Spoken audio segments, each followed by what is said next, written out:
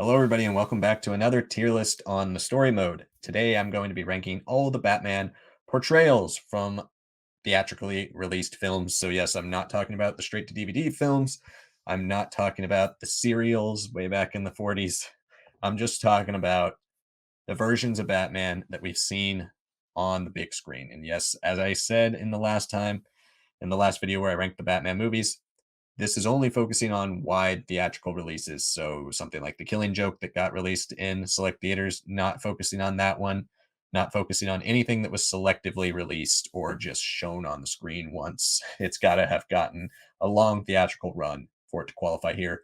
But we do have a mix of live action and animated portrayals of Batman. And we are going to start it off here. Okay, another qualification here for this. I am kind of comparing personally my taste in Batman, which does stem from the comic books and that portrayal, as well as kind of a little biased with the Bruce Tim Paul Dini universe. All of that does a really good job of nailing the comic book vibe. Those are kind of my sensibilities when I'm talking about Batman. So that is kind of what I'm looking for. Not necessarily the most accurate, but I think the portrayals that do the best job of capturing who Batman is to me. And I think Batman is going to be somebody very different to every person. But to me, I'll kind of explain why in each version, why what I see out of each version and how they capture a different side of Batman for me. So starting with Adam West. Adam West is very good for what he does. I think he has not his version of Batman obviously has not aged the best. I think the movie is still great. His version of Batman is completely unidentifiable with the version we have today, the Dark Knight version of Batman. Not I'm not talking about the movie, but just the in general, the darker persona of Batman as a stoic, pessimistic hero who's always working in the dark and in the shadows. This is a Batman that runs around a pier with a bomb or gives Robin life advice about trying to help people who are drunks and help them sober up and become members of society, or a Batman that solves a riddle. That's the answer is a ballpoint banana, and he says the only logical conclusion. Like, like this is a goofy Batman. This is a Batman from the Golden Age, the early Silver Age, and yes, it works well there. It's not my ideal portrayal of Batman, so I don't think I can rank him too high. I think I'm gonna put I'm kind of Batman because he is kind of Batman. He's Batman from the 60s and from the late 50s, but he's not really Batman anymore. So as much as I love Adam West and I love the film and I love what they did there, I don't know if I can rank him too high on this list. So now we're going to talk about Michael Keaton. This one's going to be a controversial one because when we look at Michael Keaton and his version of Batman, some of it is limited to the time period. Obviously, 1989, we had pretty advanced special effects, but we didn't have very advanced computer animated effects. So CGI was not really in the picture here. A lot of this is practical and a lot of it is wire work or stunt work that they have to do here when Batman is fighting. I think though for the Batman sensibilities, Michael Keaton's never really hit it for me. I think he's a good version of the character. I think sometimes when you see him brooding and standing there, with the cape out or using some of his gadgets, I love all that side of this Batman. I think this Batman uses more gadgets than almost any other Batman. The Batmobile is very cool. It's iconic. He does have some good moments. The fighting is where it really drops down for me because obviously, yes, it's a limitation of the suit, but it doesn't look great. He does mostly kicking and kind of blocking with his hands and then kicking people.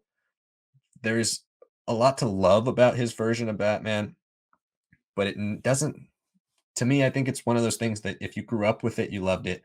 But if you saw it like when I saw it, this movie was already 20 years old. So I think comparatively to what we have now, I don't know if Michael Keaton's Batman really is Batman for me. I think it's kind of Batman. I think it's more Batman-y than Adam West, but I don't know if it's really nails the essence of what the character is. And so for me, I think I'm going to put it in the middle. Let me know down in the comments what you think of that. Uh, okay, so Kevin Conroy. you can say all you want about animation. Yes, it is far easier to adapt a comic book which is already written and drawn in a cartoony style into an animated film than a live action film. It translates better, the lighting can match, it can look the same. It's because comics are basically storyboards. Like you could treat a comic book as a storyboard for an animated film. And it's harder to make cartoons work in live action, make them look realistic, make them look good. But Kevin Conroy, to me, is by far the best version of Batman. Like by far. I think Mask of the Phantasm, even just taking Mask of the Phantasm, because we're supposed to only be looking at live action, or I mean, not live action, but theatrically released Batman films. Even just taking Mask of the Phantasm, I think the Batman here, his use of gadgets, his connection with the Joker, you see that dynamic, that duality there. His connection with Andrea Beaumont really nails the character of Bruce Wayne, the essence and the core of who Bruce Wayne is, and the transition from Bruce into the mask of Batman. You really see it all come together. You nail the detective side here. You nail the dark stoicism side here. You nail the scary nature of who Batman is. Every single facet of this is here. There's stealth, there's violence, there's fighting, there's tricks, there's gadgets. Everything that makes Batman who he is to me is in this portrayal. And not to mention that Kevin Conroy's voice, I think, is by far the best Batman voice ever. It's the voice I hear when I'm reading. There's a reason they've gone back to it so many times over almost 30 years of the show. So, yes, Kevin Conroy, to me, by far the best Batman. I'm putting him in I'm Batman. Yes, for the tears, as I don't know if I mentioned this at the beginning. I think I forgot. I like to do quotes for tears. So the top is I'm Batman. These aren't obviously all play on the same quote. So I'm Batman. I'm almost Batman. I'm kind of Batman. Not really Batman. Who's Batman? Those are my tears. So anyway, now to get into Val Kilmer. So Val Kilmer, I think, is actually kind of an underrated version of Batman. He himself, I think, embodies the role pretty nicely. They don't do him any favors with the suit or the film he's in, the kind of the campy weirdness of Batman Forever mixed with Tim Burton's still aesthetic style clashes and does not work at all. His villains are awful that he has to face. There's nothing really helps him around himself in the film, but he is the redeeming quality, and I think his physicality is a lot better than Michael Keaton's. He looks he looks better in the suit. The suit it's not himself is not better than Michael Keaton's. Michael Keaton's suit is far better, but he himself is pretty darn good in the suit, and I think he really does a good job embodying the physicality. His fight scenes are a little bit more believable than Keaton's, but yeah, the portrayal he is giving does not fit in his film, but we're not really looking at that. We're looking specifically at the portrayal of Batman. And I think this one's also going to be kind of surprising. I'm going to put him at the bottom of I'm kind of Batman because I think with a better director a, or better direction, a more cohesive vision, less studio meddling, and really just picking the version of the character that they wanted to go with and plugging him in, I think he would have been great, honestly. If you had the right pieces around him, I think he would have been really, really solid. Someone who would not been solid no matter what you do is George Clooney. Who's Batman? His portrayal in this movie is awful. It is goofy. He has no real connection to the character at all. It's a absolute parody of the character. It's not even really a throwback to the early days of Batman. It's just everything about it is ridiculous. And he's the worst. I mean, I think we all knew that that was going to be the worst when I started the video.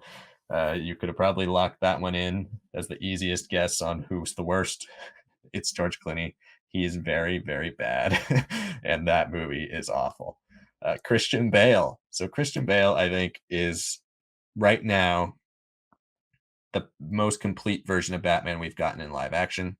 Obviously, something like Robert Pattinson has a long ways to go. We're still probably going to get at least 2 more movies with Robert Pattinson to see that evolution. But I think the combo of Bruce Wayne and Batman works the best in Christian Bale's. I think he still has the best Bruce Wayne in live action to date. His version of Batman has a solid physicality. I think Batman Begins has a really nice it really gets both sides of Batman. There's, like, some people might not like the quickly edited, kinda shaky cam, hand-to-hand fight scenes that Nolan chooses to go with in Batman Begins, but I think it works really well for the character because he's a scary, intimidating character. It kinda adds a little bit to his mystique, his kind of supernatural ability to take guys down and really dominate fights. I think it could, that kind of compensates for having to show Bale fighting physically. But on the flip side, we do get to see him fight in The Dark Knight and The Dark Knight Rises, which to me, he does a great job. I think sometimes The Dark Knight Rises goes a little bit too static, a little bit too wide with some of its fight scenes, even though some of them in scope itself are spectacular. The Dark Knight is the perfect balance of it. I think back to mainly the fight between Batman when he infiltrates Lau's building in Hong Kong. That's a great scene. It's a good mix of stealth and action. There's a lot of great fight sequences, and I love the stealth part of Batman in Batman Begins. I think so far to me, this is the most complete version of Batman, even though it does stretch itself a little bit from the comics. It's not as quick, it's not as fast as I want. It's not, he doesn't use as many gadgets as I necessarily would have Batman use. It's not quite a one-to-one adaptation, but for kind of an ultra realistic yet still comic booky in a way version, I think Bale's is almost Batman. He's very, very good. Ben Affleck. So Ben Affleck is a tale of two Batmans. We're talking about Batman versus Superman. I think his version is pretty good. I said in the last video that I really admire Ben Affleck's physicality as Batman. I think he's a good. He bulked up. He got so big for this role, and I appreciate that. I appreciate the commitment to the character, and I appreciate his attempt here at giving us a really cool version. A very Dark Knight Returns version is what they were going for, especially with the costume. I think the costume at times looks a little. It doesn't translate to screen very well, in my opinion. At times, it looks a little weird. He looks a little too bulky, a little too like almost compressed.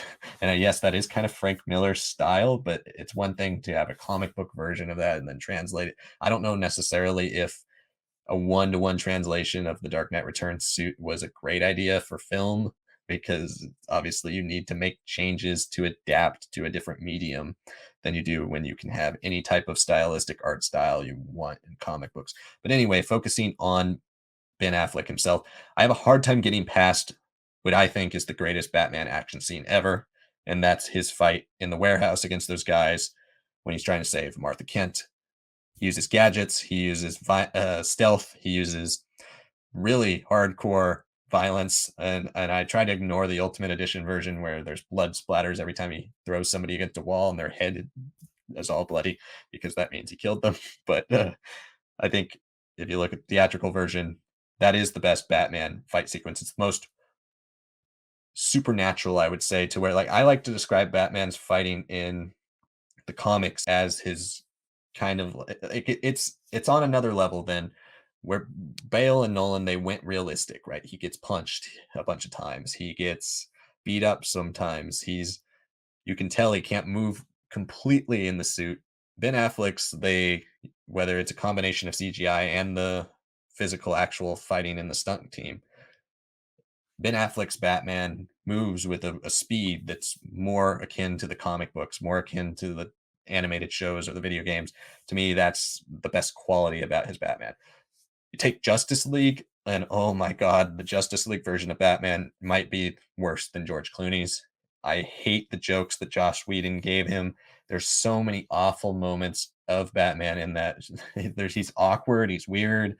It's yeah, I do not like Batman in the Justice League theatrical film. It's redeemed a little bit in the Justice League Zack Snyder cut, but Batman is sidelined a lot more in that in favor of the other characters, which makes more sense because you're trying to give origins to those other characters, where he's basically the main character of Justice League theatrical release.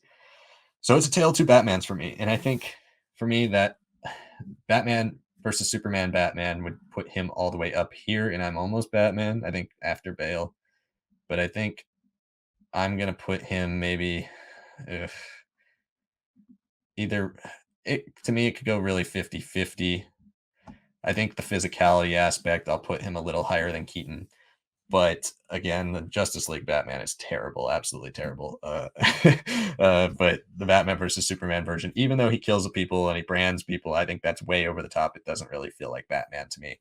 I think for the most part, they got what it means to be the character of Batman physically, which I don't think any of these other versions necessarily nailed.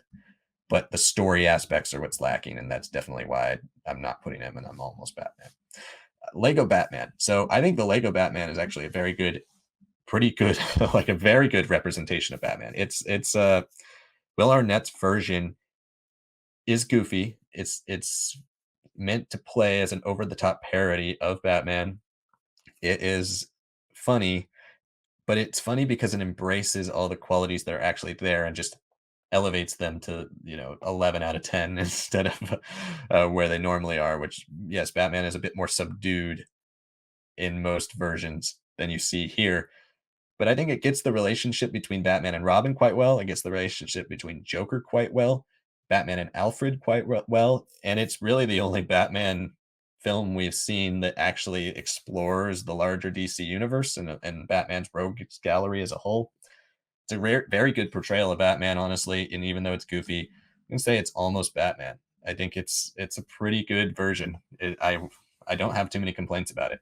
So now the one you've probably all been waiting for, Robert Pattinson. So what do I think about him? As I mentioned earlier in the Batman movies tier list, Robert Pattinson's version of Bruce Wayne for me is one of my least favorite because there is no version of him as Bruce Wayne. Like, we get a couple scenes and he acts the exact same way as he does when he's Batman. And I understand this movie is about his growth from that dark depths that he's in the second year of him being Batman, to where he's just all consumed and he doesn't really pay attention to the outside world. He's just absolutely consumed with who he is here. And by the end of the film, I'm not really going to spoil anything, but obviously he has a little bit of an arc where he starts to realize he can be something more than just the Dark Knight. He can be a symbol in a variety of ways. And so I think here that's a good message, and it's something that you definitely see with Batman as a symbol, but you don't see the effects on him as a character, if you understand what I mean. Like, you can understand the effects of him as a character, but you don't actually ever hear him say it. You don't actually hear him do it, or it'll be it. I wanted more from that side. But then if we're talking about the Batman physicality aspect, the Batman detective aspect, the Dark Knight aspect, it's just the brutality and violence of this Batman and the all-consuming nature of it. And it is one of my favorite Batman costumes. I would say the suit itself is probably my favorite Batman suit. But I think the mask for me is still, I think I prefer Bale's mask a little bit more. I think Keaton's mask is actually one of the best, his cowls, but obviously he can't move his neck, so that kind of hampers it a bit. But for the most part, those cowls are all a little better. But the Pattinson cowl is actually, it's not the best, but the suit itself is very, very good. And I think this is one of the best Batman costumes out there. Overall, I would say I would put this portrayal in I'm Almost Batman. I would put it behind Christian Bale right now. Obviously, got at least another movie, maybe two with Pattinson, maybe even more, depending on what they've got cooking up. But I've enjoyed this version of the Batman. I think it's a really great movie. It's a really great start. I can't wait to see where he evolves to, because he has gotten less development than most of these other versions. And maybe one day this will be the best version in live action we've ever seen. So that's my list. I think Kevin Conroy's the best. I think he's absolutely the best, followed by Christian Bale, Robert Pattinson, and Will Arnett. And then Ben Affleck, unfortunately, because of Justice League, I'd have to drop him down there. Michael Keaton, Adam West, Val Kilmer. I don't have anybody in I'm Not Really Batman, because I think there's really only one portrayal that's absolutely been awful, and that was George Clooney's. That was the only one that doesn't get close at all. I think there's been a lot of valiant attempts like the four and I'm Kind of Batman, and there's a lot that have gotten close but have not nailed every aspect like the Kevin Conroy versions have. So thank you so much for watching. If you haven't yet, check out the Batman movies tier list that I posted the other day on this channel. You'll want to see that covers every Batman theatrical release. and what I thought of it. Also, check out Star Wars Lads if you haven't, which is the YouTube channel that I'm on that we talk about Star Wars. I'm a massive Star Wars fan, as you can see. So, yes, that's where I talk about Star Wars. If you're interested in Star Wars, check that out. And I will have more tier lists coming. I want to do a lot of tier lists on this channel because one, they're fun ways to talk about a large variety of stuff that I like. But two, it can kind of allow me to do videos that can coincide with what we do on Star Wars Lads and really keep up to date with all my other interests out there because I'm a nerd. I like a lot of things. So I'd like to talk about a ton of them on here. So thank you all so much for watching. We'll see you next time.